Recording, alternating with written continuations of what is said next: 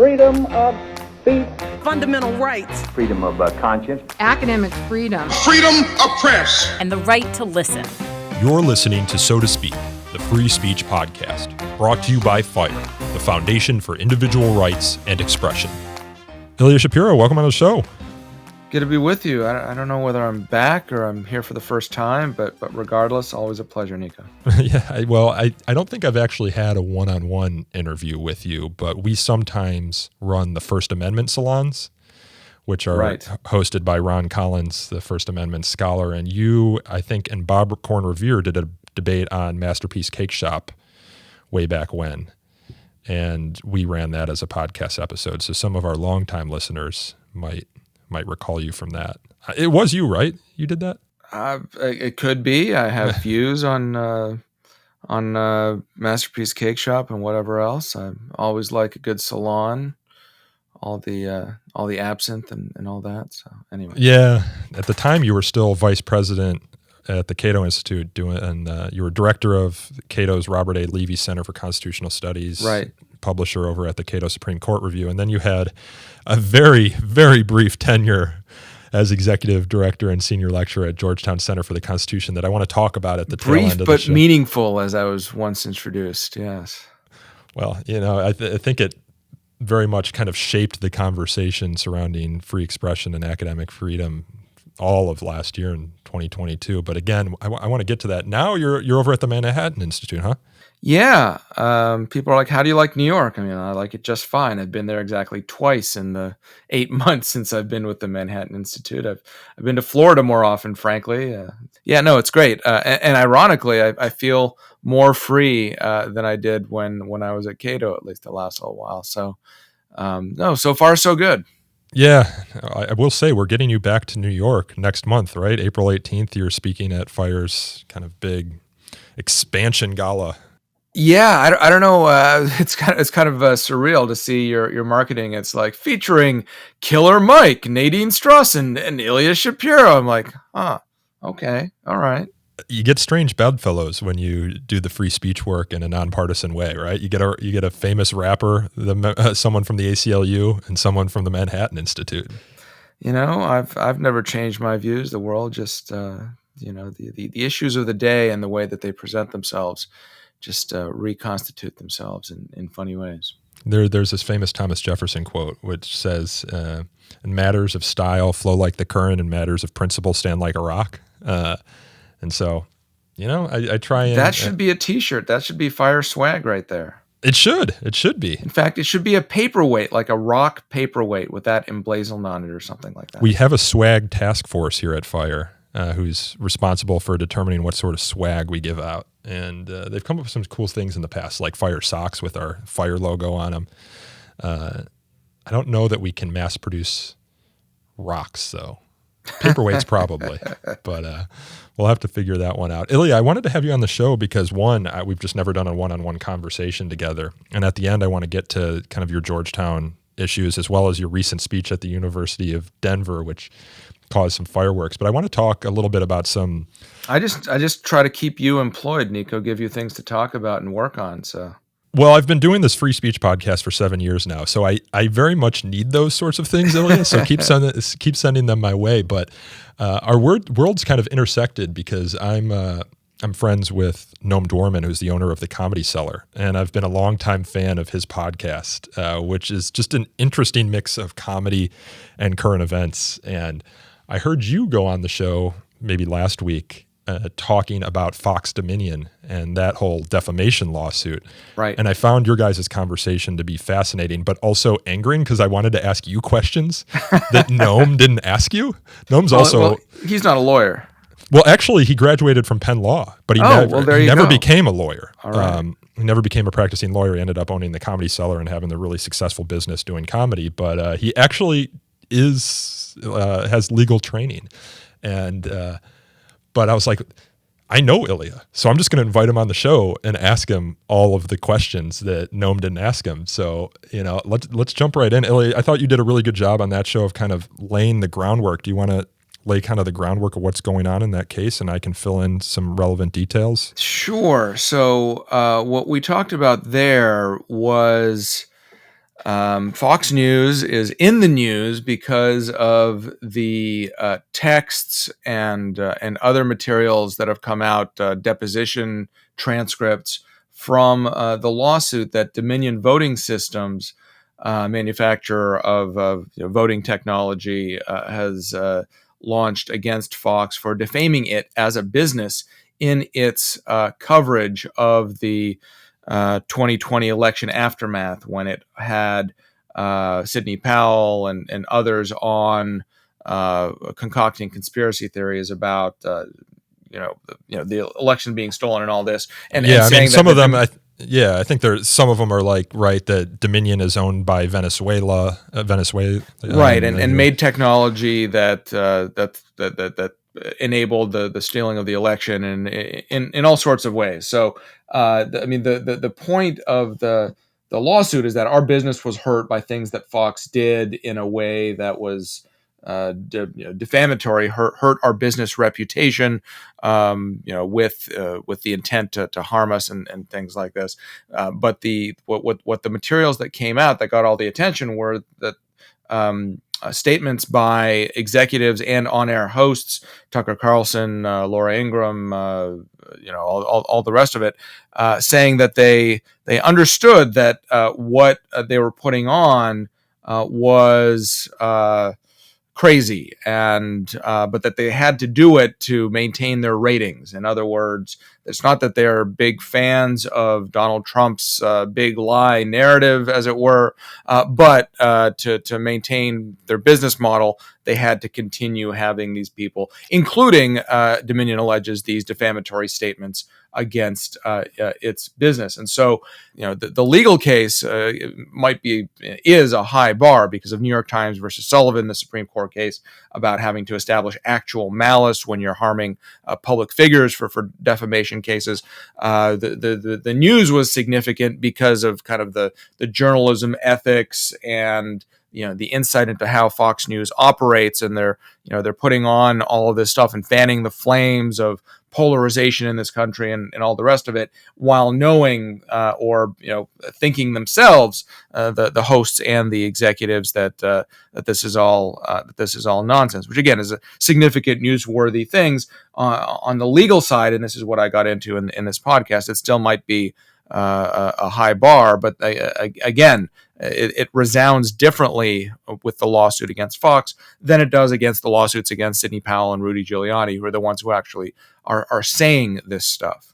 Yeah. Now, one question I have, and I haven't read the complaint, I have to admit that, is it mostly focused on the guests that Fox invited rather than the hosts themselves, things that they said, or is it too inextricably tied together that it's more or less the same thing, that Fox was it's more or less the same? Essentially, they're saying that at best recklessly, at worst intentionally and maliciously, Fox was publishing statements that they knew, meaning Fox is a corporate entity through its officers and spokesmen, that they knew, or at least thought themselves, were lies or not true, that were, as it turned out, damaging to Dominion. That's how I would state the legal case. Yeah, and it's gotten attention recently because I'm assuming through discovery we're learning about some of the conversations that happened on the back end at Fox. So on the one hand, you have people like Lou Dobbs and Maria Bartiromo, doing what they do on air, and Tucker Carlson and Sean Hannity. But on the behind the scenes, you have executives and people like Sean Hannity and Tucker Carlson saying, "Yeah, I'm not sure about this coverage," right? So I think one piece of discovery, 2 days after the election, you had a Fox Corporation lawyer saying Hannity is getting awfully close to the line with his commentary and guests tonight. Rupert Murdoch, the chair of Fox News, expressed concern in a January 21st, 2020 email to Fox CEO Suzanne Scott saying, "Still getting mud thrown at us.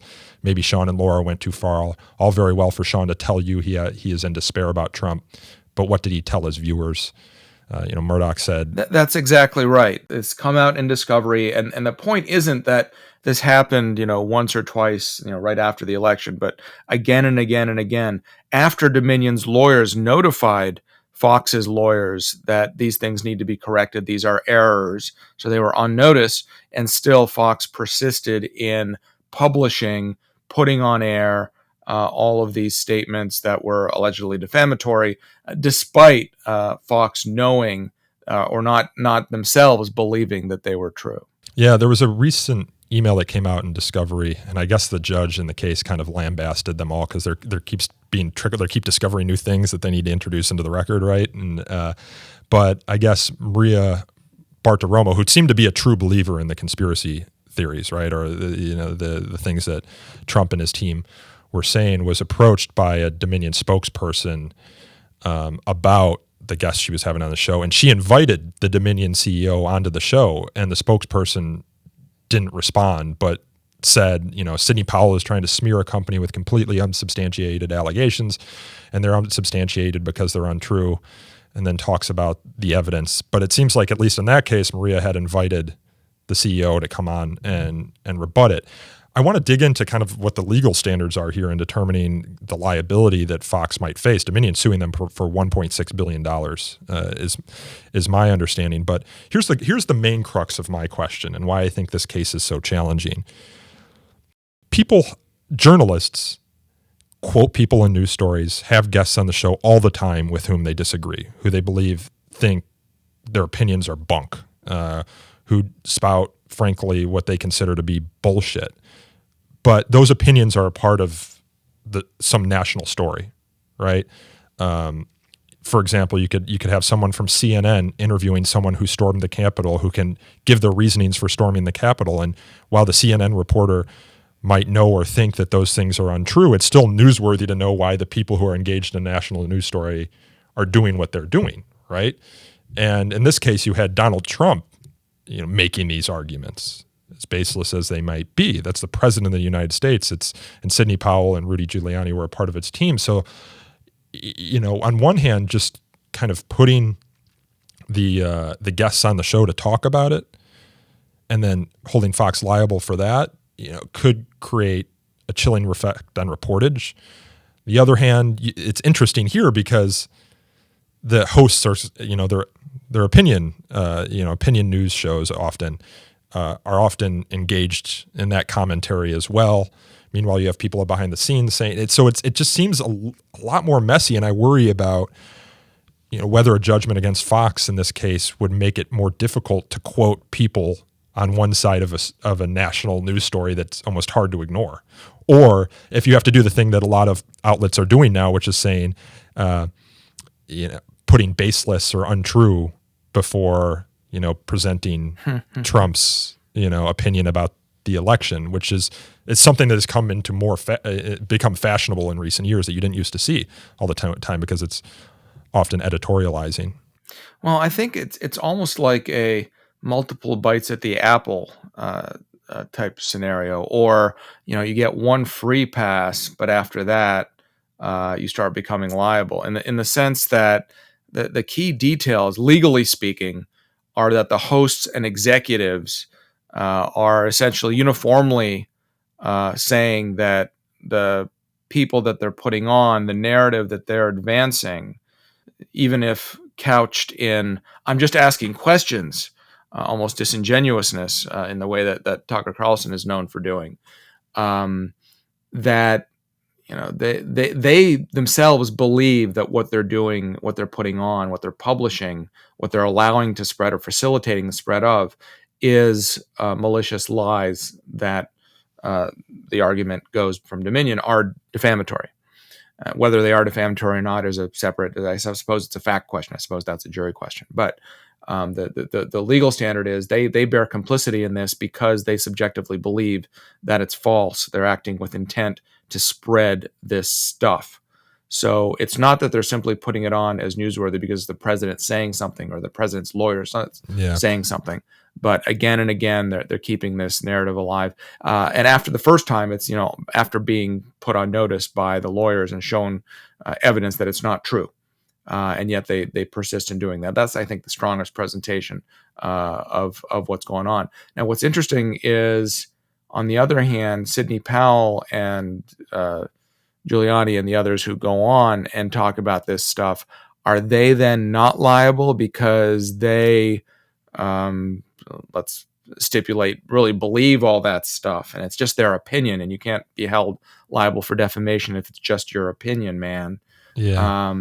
And so you get this ironic outcome where the Fox executives who don't believe in the harmful stuff are liable, but those who do believe in it and are actually the ones saying it directly are not liable. But that sort of indicates some oddness, I would characterize it as, in our defamation law. Well, let's talk a little bit about defamation law, right? So New York Times v. Sullivan, which is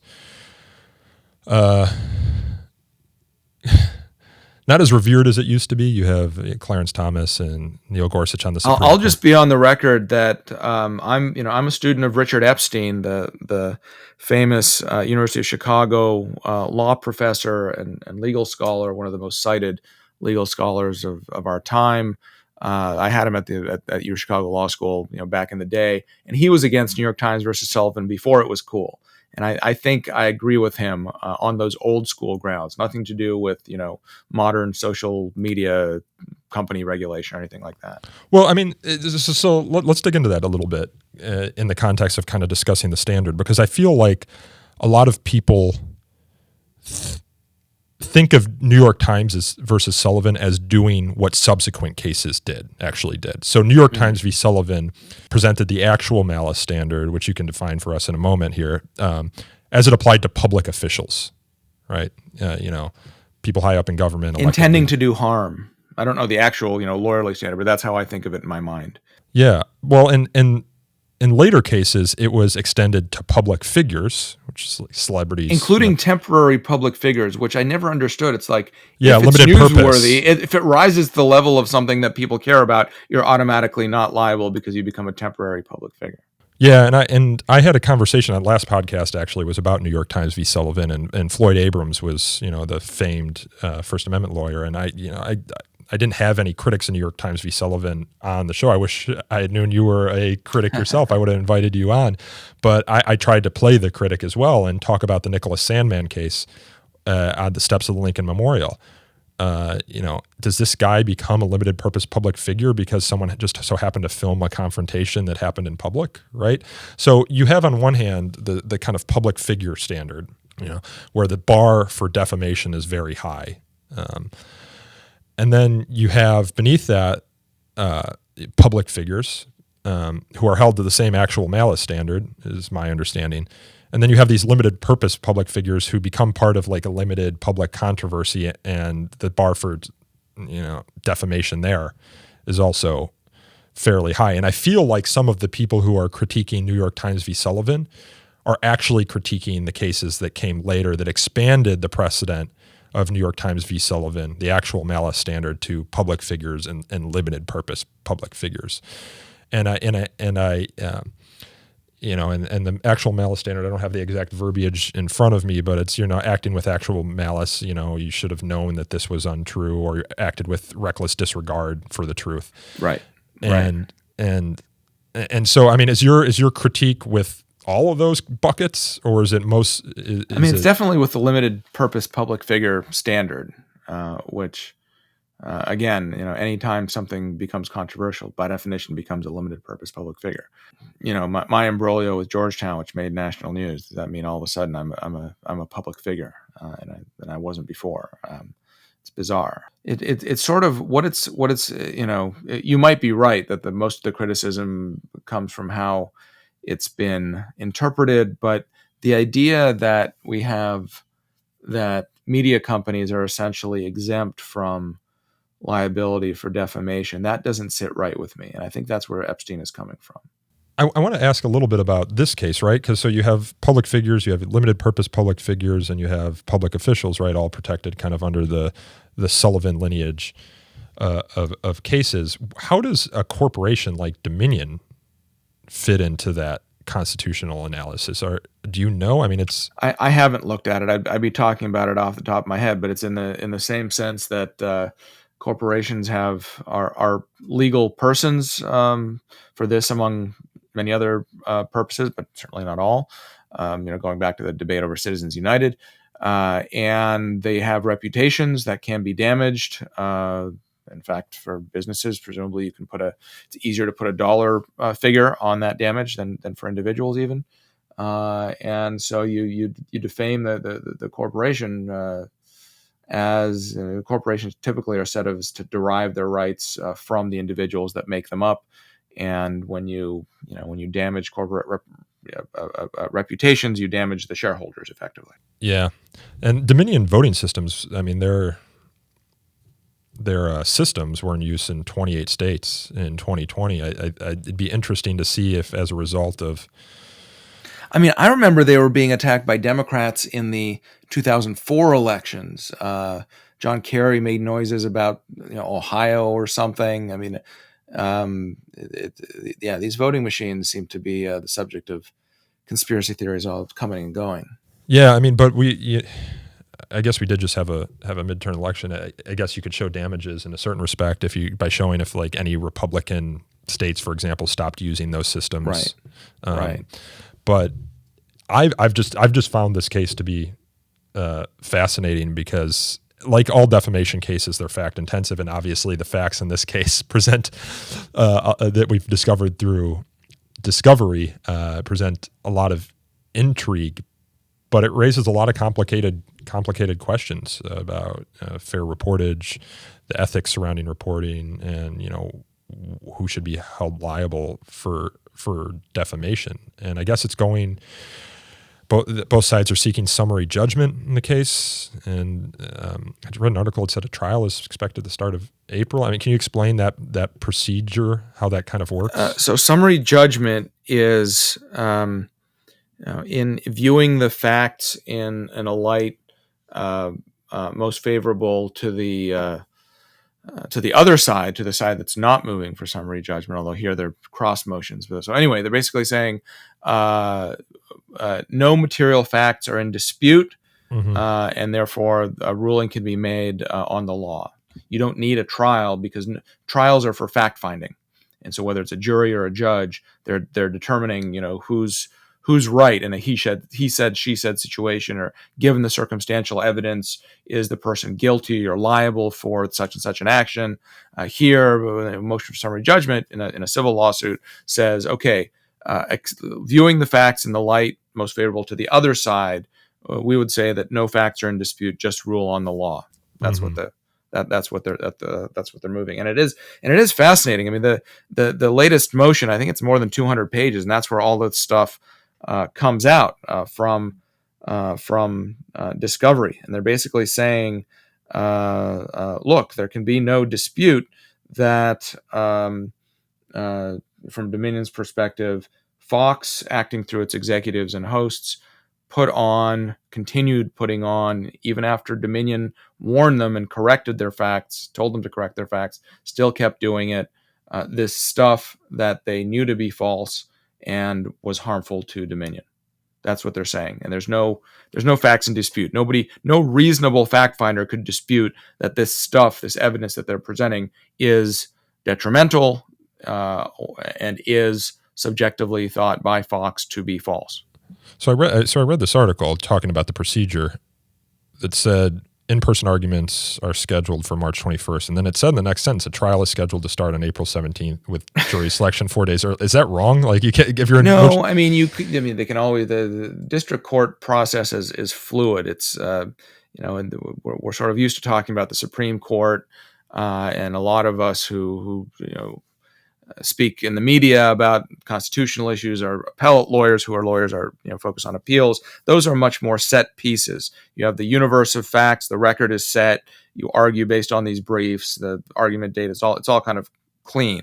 The trial level, there's a lot more moving pieces. So the judge could at any time postpone the trial, cancel the trial, wait to hear argument on these motions and then cancel the trial, hear the arguments, rule from the bench denying the motion, and the trial goes on under the current schedule. But so currently it's understandable that the argument on the motion would be scheduled for before the trial, and then the trial goes on. And if the judge needs more time to rule, then they'll just delay the trial. I didn't ask you to talk about this, but if I could throw you a quick curveball about a free speech question that's in the news, TikTok, there are movements to ban it, not just in the federal by the federal government, but you have states like Montana, for example, and the arguments can be twofold, right? There's concerns about children and Chinese propaganda, but also about data privacy. My understanding is that the Chinese government essentially has a backdoor to any company's data, any Chinese company's data, if it wants it.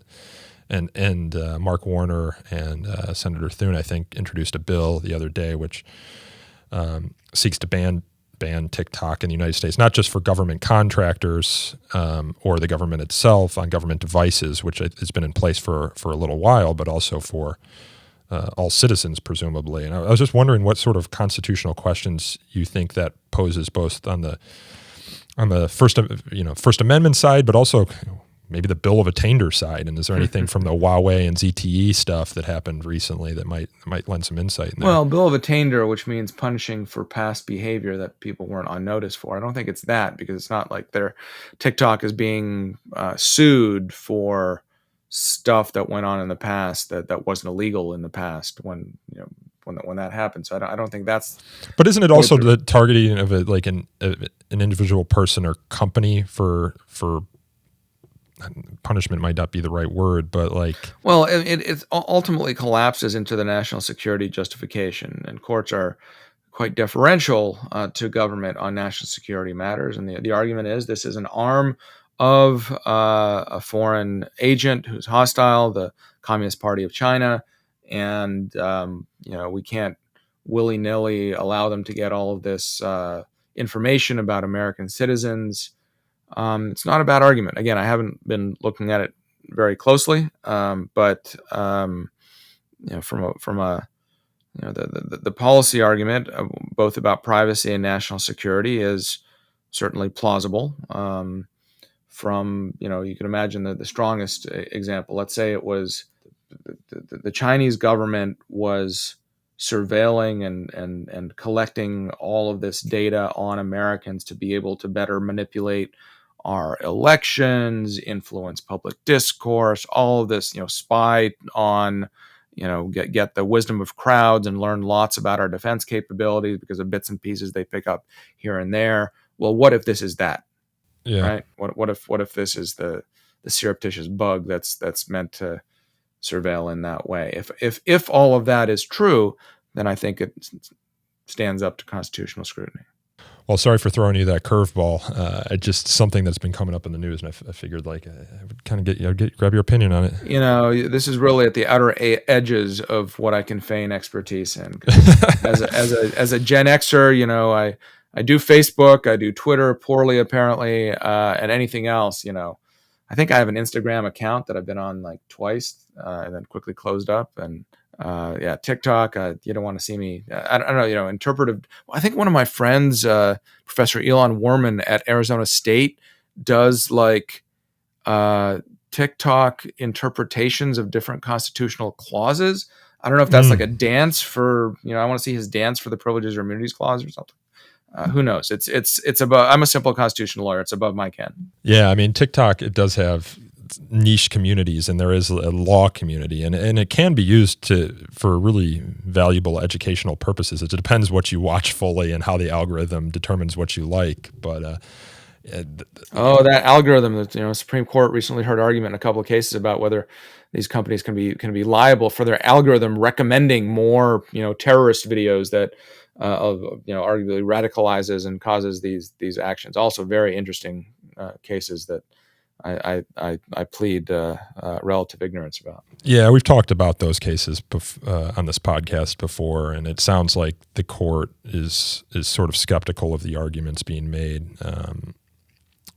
So I'm doubtful that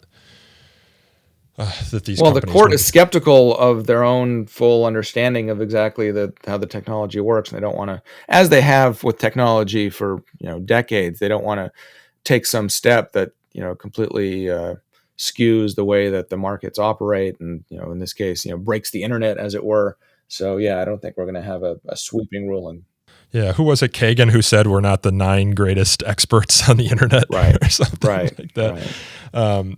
Yeah, I mean, anyway, it's really interesting cases, but TikTok's algorithm is super powerful. Like I'm on TikTok for better or worse. I don't post anything, but I follow, and it is addictive. I mean, it is more powerful than Instagram's algorithm. We're starting to see a platform shift where it's not who you follow and your feed is just populated by the people you follow. It's like the algorithm learning what you're interested in and feeding you content from anyone, regardless of whether you follow them. And in that regard, it's more powerful and also more addictive. And that's why you see some of these state legislatures trying to regulate not just TikTok because it's super addictive. We do have the findings. Jonathan Haidt has been writing about this. The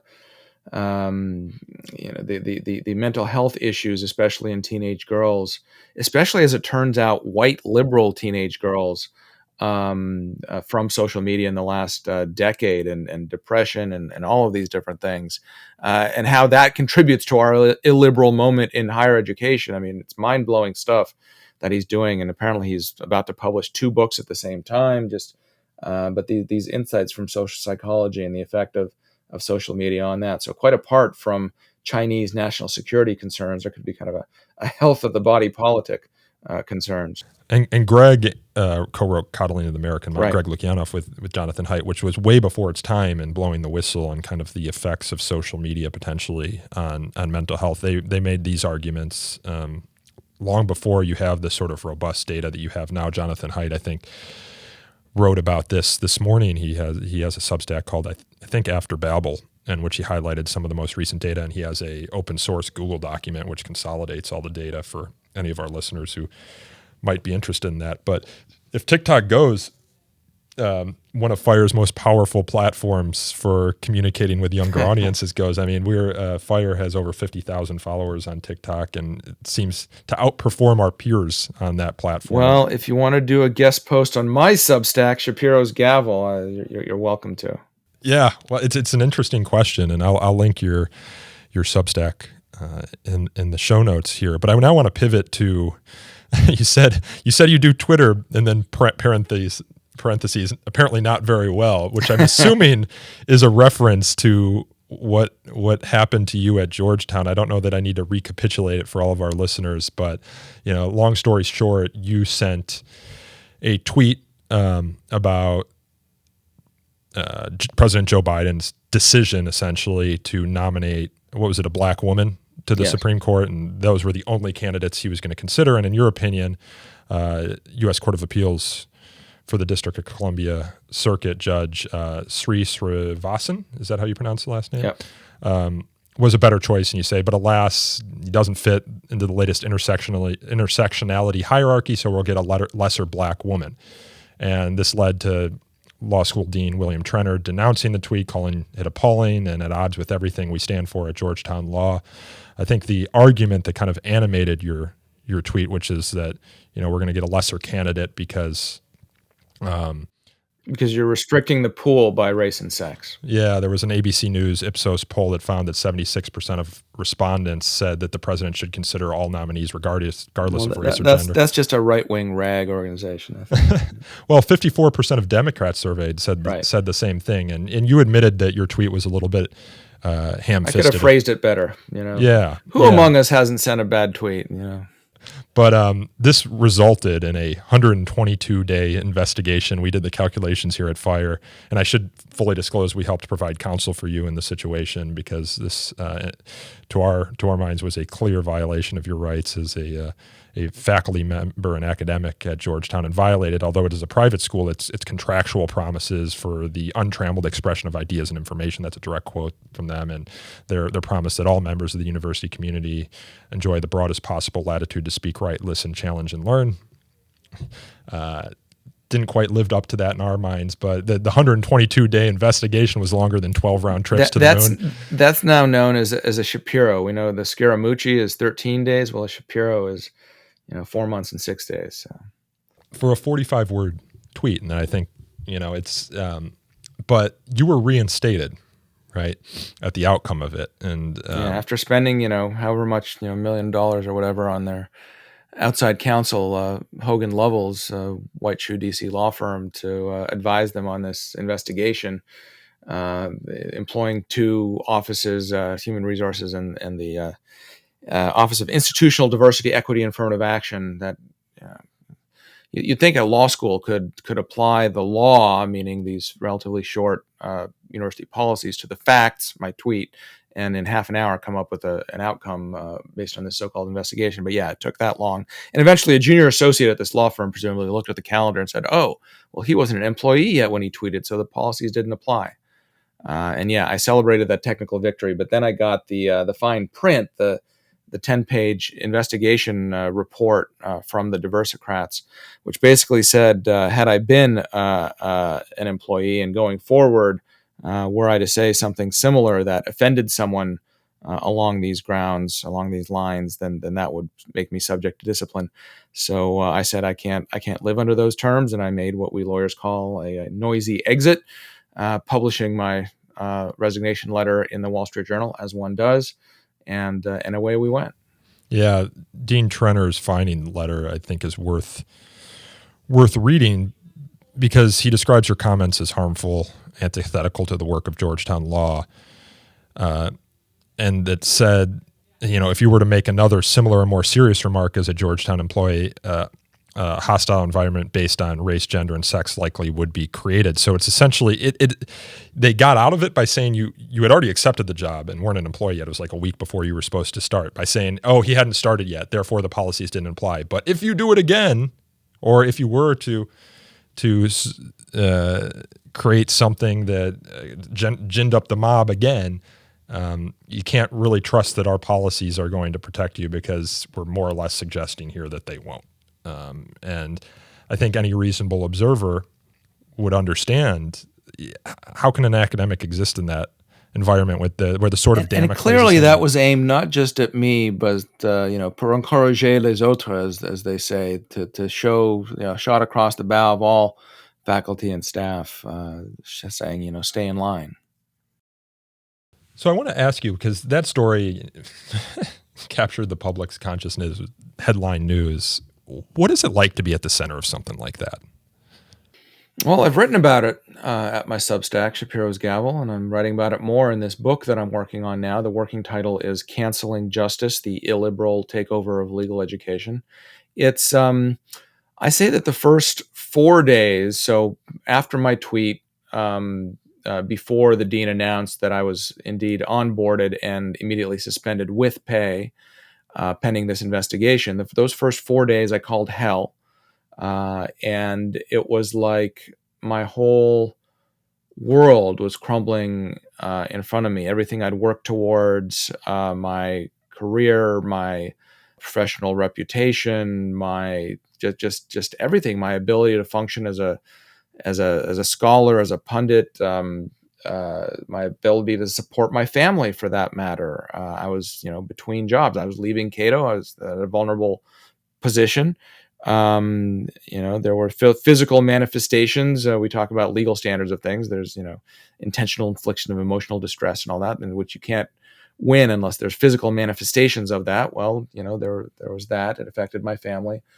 I would only wish, I say, it's not that I wouldn't wish that on my worst enemy. I would only wish that on the people that first fanned the flames and instigated the Twitter mob that moved to the online world, Mark Joseph Stern of Slate and others on there. And then began 4 months of purgatory, where it was this surreal world of, okay, I'm getting paid, but I literally was not allowed to set foot on Georgetown campus. That was considered, quote, unsafe. And I wasn't allowed to do any work for the Center for the Constitution that I was hired into. The center that's all the more important because, as we learned, the rest of the law school is a center against the Constitution. And this, as Fire documented about, how many trips to the moon we can take and the time it takes to investigate this, or trips by the Mayflower across the Atlantic, and the gestation of the Georgetown Bulldog, and all these different things. It was, after the first month or so, when I was interviewed and made a written submission, and it just became very clear very quickly that it was a farce. And at that point, I was in this limbo, and I was trying to my counsel was basically saying, all right, as long as you don't directly criticize Georgetown, you can do whatever you want.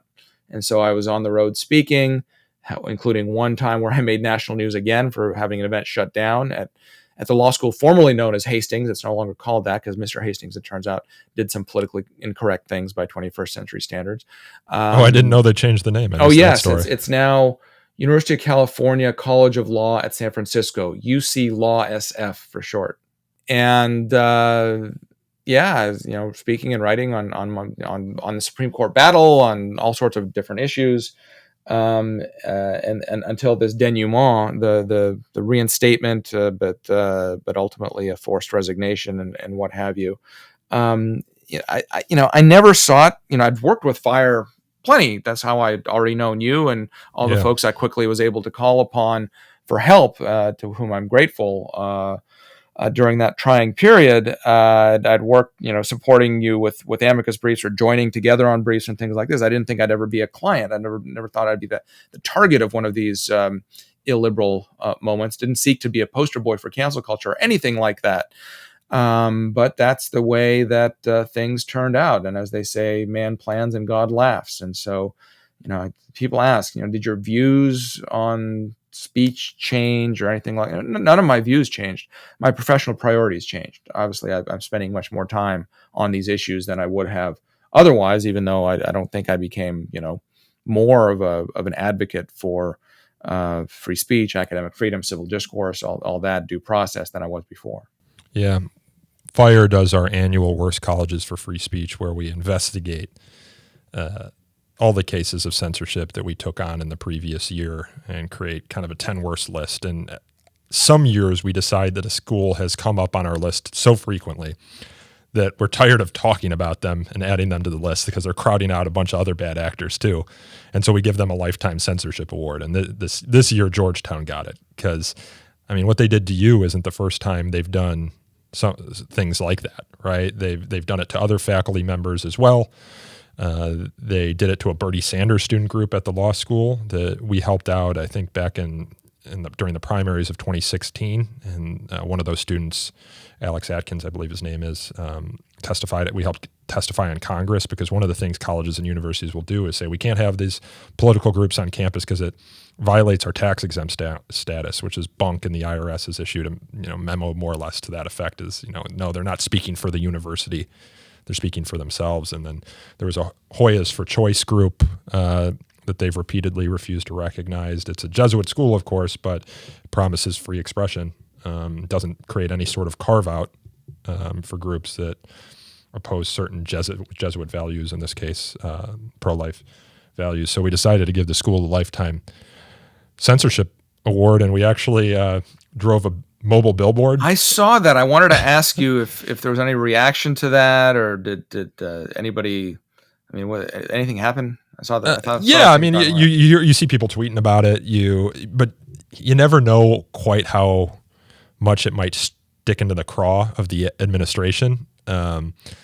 Sometimes you get inklings of it from people who are privy to those conversations. For example, we did it at Emerson College when they were going after a TPUSA chapter there that was handing out stickers that said China kind of sus and called them anti-Asian hate group, essentially, when the vice president of that group was herself Asian. It was just a weird, bizarre situation. But we heard that the administration really didn't like that. And the student newspaper kept asking us, when are you going to get rid of your mobile billboard? Because it's a metropolitan campus, and the main building is on a public street. So we just parked that mobile billboard right in front of the admin building for 2 straight days, and we took out ads on the Boston Tea. So that's one of the kind of guerrilla tactics we like to use. But we had one of our staff members out there taking pictures because we post about it on social media. And there were prospective student groups walking past it like, what is this? And so we talked to them, right? This is what, so yeah, don't censor your students and faculty and you won't get FIRE's mobile billboard. Right. We did that to Rensselaer Polytechnic Institute. We didn't do the mobile billboard, but we did one of those big giant checks or certificates, so to speak, and we walked into the administration building at RPI and tried to present it to the president and filmed ourselves getting escorted out by law enforcement, and we politely complied, but we got it on video, which is the point, right? And so we try and do those sorts of guerrilla tactics to to create greater awareness for what we think is, an abridgment of either contractual rights that are guaranteed to faculty members such as yourself or of the First Amendment. And you'd think it's such a simple point that y'all are making, but it gets misunderstood. And you can use this as a segue to talk about my recent Denver experience, because so I was able to speak at Denver University Law School. This is 2 days ago. We're recording this on. Or is it University of Denver? It's University of Denver Law School. It's shortened to DU for some reason, even though it should be UD. But it's University of Denver Law School, Sturm College of Law, which is a private school. But in any event, they grudgingly, the deans said, "Yeah, we have this policy. We have to allow this speaker. We stand for free speech." So they made all the right noises, and there's a recording. I tweeted out the recording of the dean making the statement before I spoke, and there were no incidents during my event, which I thought went well. We had Q&A and students asking skeptical questions, and nobody was cut off and all that. But the administration sort of overplayed its hand. It's like they just can't get it right because they don't really know what to believe. They just want to kind of not make national news. The goal was not to become the next Yale or Hastings. Well, they want to please everyone, and as a result, they end up pleasing no one. So what they did was they shunted protesters to designated free speech zones, and Fire inquired, "Why are you doing this? This seems to violate all sorts of things and principles." And then Fire, I saw on social media, was being criticized. Why are you for those who want to cancel and disrupt Shapiro? And completely misunderstanding the point, because then I agreed with your point about that. And we appreciate disruption. That. And the point is, as long as they're not blocking hallways, violating the fire code, allowing students to go back and forth, disrupting the event, all of that, banging on doors in the hallway outside, right? Disrupting classes and all the rest of it. They should be able to express themselves.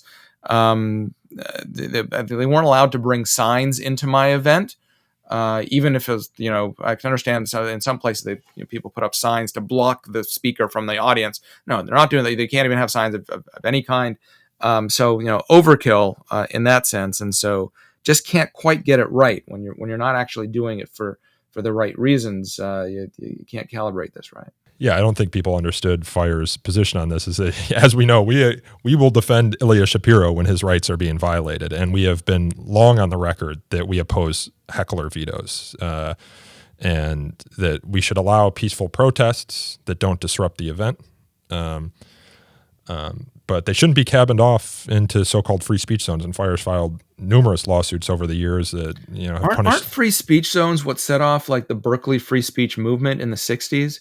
Isn't that what the administration there was doing to Vietnam or civil rights protests? I think it was partially that. I don't know if they were free speech zones so much as categorical prohibitions on doing civil rights work on the outskirts of campus. But yeah, I mean, we've sued on behalf of a student at Modesto Junior College and Pierce College in California who were told that they needed to pass out their pocket constitutions in the free speech zone lest they be charged with trespassing. We had it seems California is awful on these sorts of things. Cal Poly Pomona, we had an animal rights activist who couldn't hand out his PETA flyers unless he went to the free speech zone, which you can only use during the free speech hours on the free speech days. And you had to wear a scarlet letter. You had to have a badge on that said, "I've gotten permission to exercise my First Amendment rights here." We win all of those. So I think it was confusing for some people who see Fire, who saw this as who were really concerned about the heckler's veto, like we are. And we think universities need to have clear policies that prevent people from disrupting speech, and those policies need to be enforced. Behavior that gets rewarded and gets repeated. What's the point of having a policy if the university, a constitutional and policy, if you're never going to enforce it, then they're just going to assume that you're never going to enforce it in any way.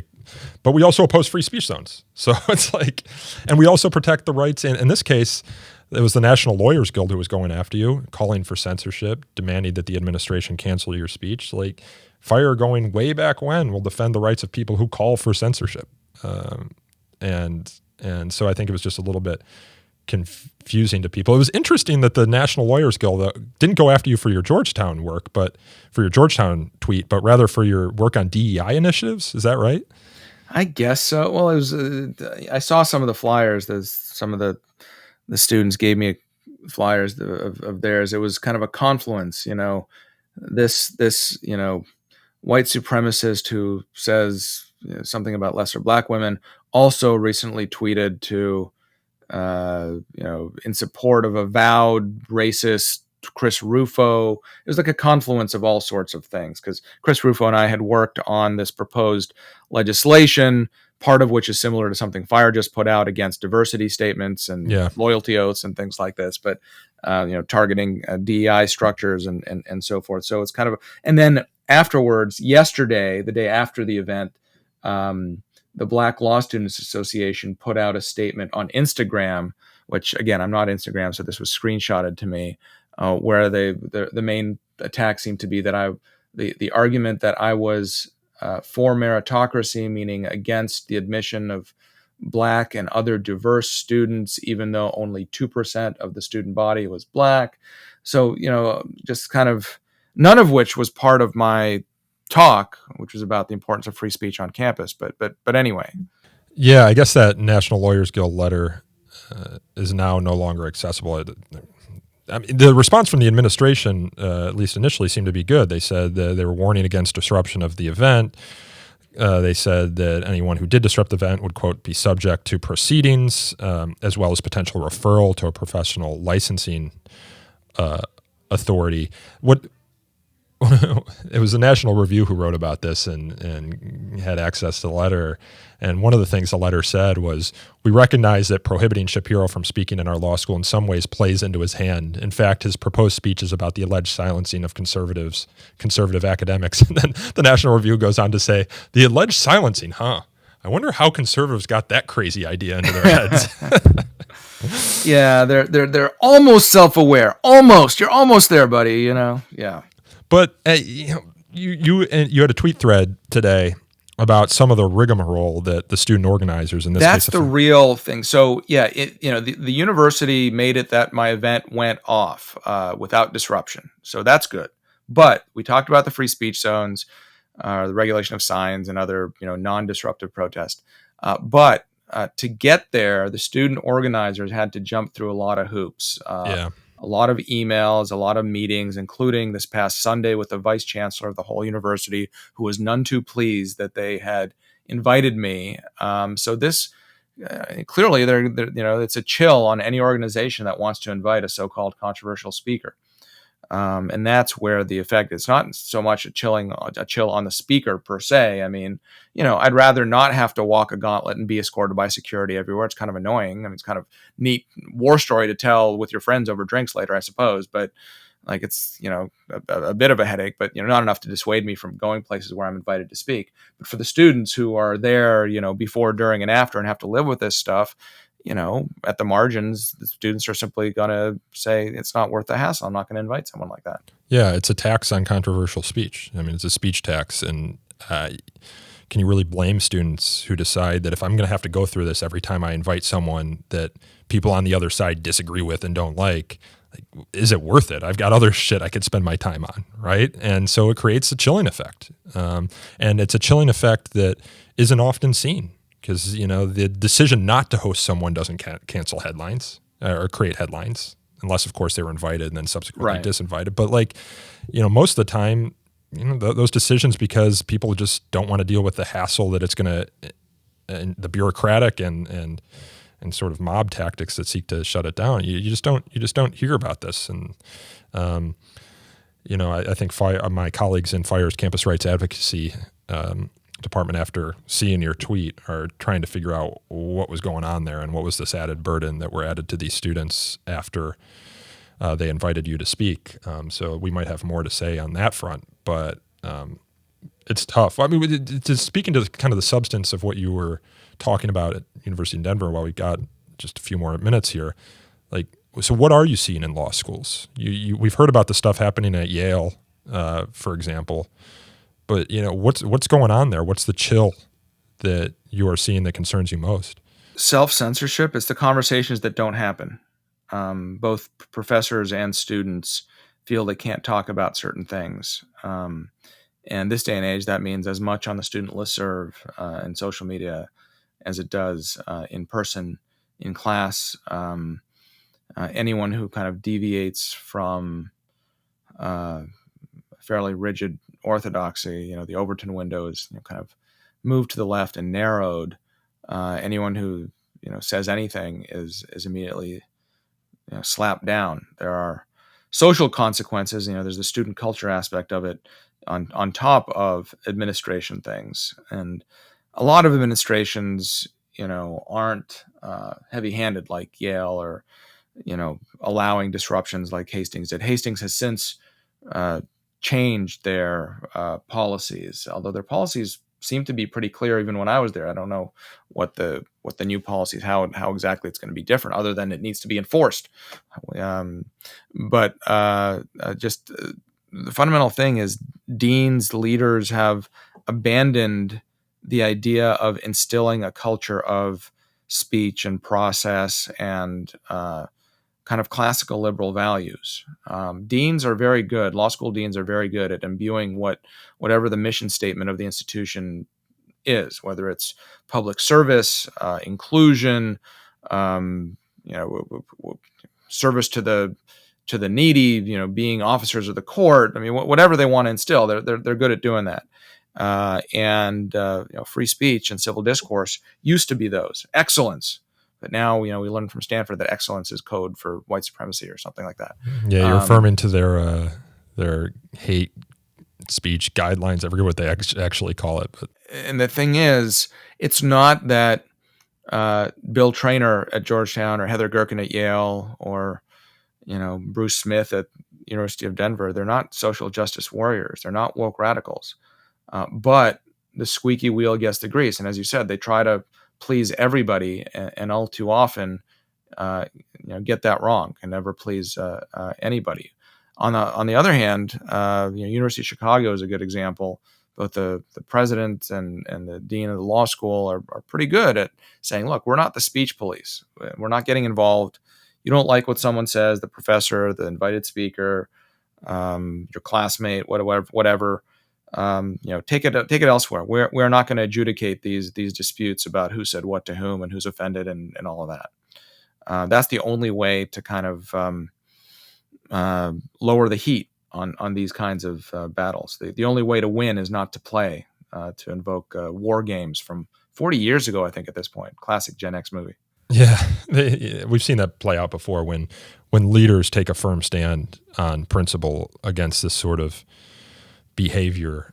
It usually dissipates. The classic example for me is University of the Arts, where students were trying to get Camille Paglia fired, and the university said, "Not now, not at UArts. We're a school for art, and free artistic expression is in our bones. And the idea that we're going to cancel speak because we don't like their ideas is just ridiculous at UArts. So we're not going to do it." Well, Ilya, I'll leave it there.